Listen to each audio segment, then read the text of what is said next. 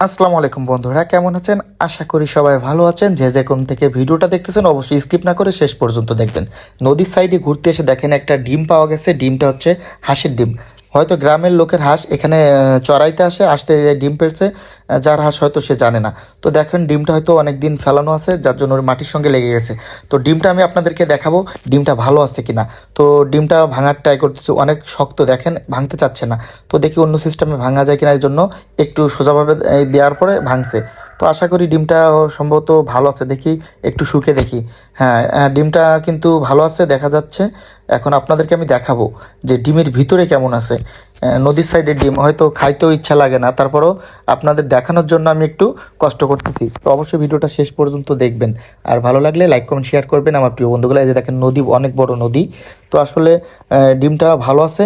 এই যে দেখেন আমি আপনাদের সামনেই ডিমটা বের করতেছি। এই যে দেখেন এই কুসুমটা দেখছেন কত সুন্দর, একদম ভালো আছে। যাই হোক, ডিমটা আর খাইলাম না যেহেতু পাওয়া ডিম, এজন্য। তো ভালো থাকবেন, সুস্থ থাকবেন, আল্লাহ হাফেজ। দেখা হচ্ছে নেক্সট ভিডিওতে। আসসালামু আলাইকুম।